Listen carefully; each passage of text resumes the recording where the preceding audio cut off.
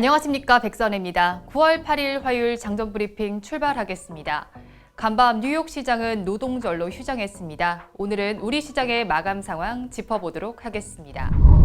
어제 우리 시장에는 모두 빨간불이 켜졌습니다. 자세한 지수 상황 살펴보겠습니다. 코스닥은 2년 3개월 만에 사상 최고치를 다졌습니다. 코스피는 0.67% 오름세 보이며 2,384.17포인트에 마쳤고요. 코스닥은 1.48% 급등한 878.87포인트에 마감했습니다. 어제 K뉴딜 지수가 첫 선을 보였습니다. K뉴딜 지수에는 4개 유망 산업군 아래서 3곳씩 총 12곳이 편입됐습니다. 시장에는 탄소 효율 그린 뉴딜 지수도 선 반영되고 있는 모습이었는데요. 어제 시장은 그동안과는 반대되는 모습이 보였습니다.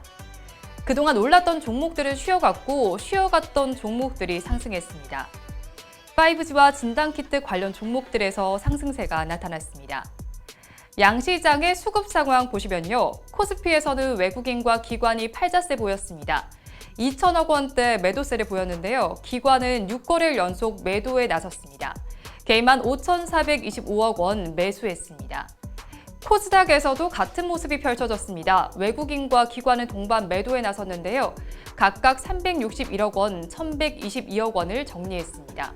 개인만 홀로 1,517억 원 담아냈습니다. 시가총액 상위 종목들의 분위기도 보겠습니다. 코스피 시장 먼저 보시면요. 시총 12종목까지 혼조세가 보였습니다. 삼성전자는 미국의 버라이즌과 대규모 5G 장비 계약 소식에 상승했습니다.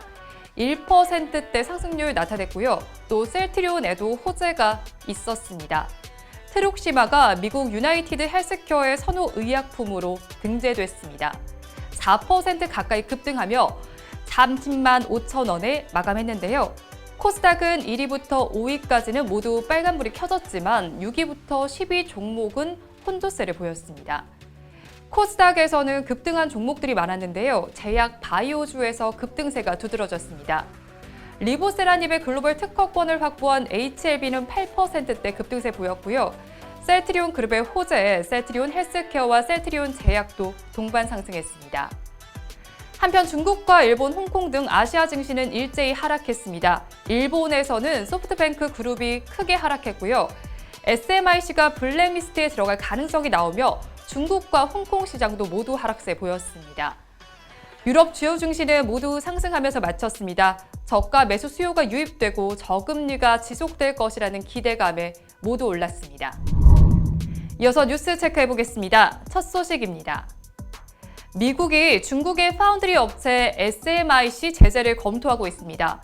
SMIC는 중국의 대표적 반도체 기업인데요. 미국 국방부는 SMIC를 거래 제한 기업인 블랙리스트에 올리는 방안을 검토 중입니다. 이 블랙리스트에 추가되면 미국 반도체 공급 업체들은 SMIC의 관련 부품을 수출할 때마다 미 당국의 허가를 거쳐야 합니다. 코로나19 관련 경고가 나왔습니다. WHO 사무총장은 마지막 팬데믹이 아닐 것이라고 말했는데요. 각국의 공중보건 시스템을 강화할 것을 촉구했습니다. 많은 나라들이 공중보건 시스템을 무시한 것을 지적했는데요. 공중보건은 사회와 경제, 정치 안정성을 위한 토대라며 질병의 예방과 발견 그리고 대응 서비스에 대한 투자를 의미한다고 덧붙였습니다.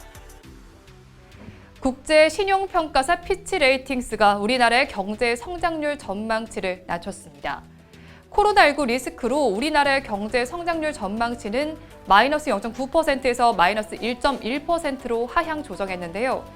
그러면서도 우리나라가 단기적으로 코로나19에 대응할 재정 여력은 있다고 분석했습니다. 소폭의 조정으로 우리나라의 거시 경제적 평가가 바뀐 것은 아니라는 평가입니다. 정부가 사실상 원금을 보장하는 뉴딜 펀드를 발표했습니다. 하지만 시장에서는 긍정적이지 않은 눈길을 보내고 있는데요. 증권가는 뉴딜 펀드 발표 이후 대통령이 펀드 매니저라는 리포트를 내놓는 등 비판을 이어가고 있습니다. 혈세를 투입해서 손실을 방어하는 펀드 스킴에 대한 비판부터 피투자 민간 회사의 도덕적 해이가 우려된다는 분석, 시장 거품 조작 논란까지 다양한 지적이 나오고 있는데요. 정책형 뉴딜 펀드는 향후 5년간 총 20조 원 규모로 조성됩니다. 이 중 35%인 7조 원을 정부와 산업은행, 성장 사다리 펀드가 출자해 모펀드를 조성하고 나머지 13조 원은 은행과 연기금 등 민간 자금을 매칭해 자펀드를 만드는 구조입니다. 다음으로 환율 보겠습니다. 지난주 후반 뉴욕 증시가 폭락해서 안정세로 돌아섰는데요. 그러면서 원달러 환율은 약보합 마감했습니다. 전일보다 1원 30전 내린 1,188원 30전에 마쳤습니다. 원 유로 환율은 0.12% 내림세 보이며 1,404원 80전에 마감했습니다. 끝으로 오늘 이슈앤 테마입니다. 기획재정부가 월간 재정 동향 9월호를 발간합니다. 재정 동향은 세입과 세출에 따른 나라 살림 사정을 확인할 수 있는 자료입니다. 올해 상반기 총 수입은 지난해 같은 기간보다 20조 1천억 원 줄었고 총 지출은 31조 4천억 원 증가했습니다. 오늘은 어떤 결과를 내놓을지 확인해 보시기 바랍니다. 3기 신도시 사전 청약 지역 발표를 위한 관계 장관 회의가 개최됩니다. 3만 가구의 대상 지역이 확정될 예정인데요. 사전 청약 유력 후보지로는 태릉 골프장과 하남 교산, 남양주 왕숙, 고양 창릉, 과천 등이 거론되고 있습니다. 사전 청약제는 본 청약 1-2년 전에 일부 물량에 대해 청약을 진행하는 방식이고요. 사전 청약에 당첨됐더라도 다른 일반 아파트 청약도 신청할 수 있습니다. 미국에서는 소비자 신용 지수를 발표합니다. 소비자 신용 지수는 소비자의 신용으로 어느 정도 구매력이 있는지를 가늠하는 지표입니다. 매월 5번째 영업일에 발표되는데요. 월별 변동성이 큰 지표입니다. 개인 소비 지출과 비슷한 맥락을 이어가고 있습니다. 펄어비스는 모바일 MMORPG 검은 사막에 모바일 대규모 업데이트를 합니다. 이에 따라 모바일 게임 업종의 변동성이 예상됩니다. 어제 휴장했던 뉴욕 시장은 우리 시간으로 오늘 밤 10시 30분에 개장합니다. 오늘 장 어떻게 흘러갈지 이어지는 방송으로 체크해 보시기 바랍니다. 함께해 주신 여러분 고맙습니다.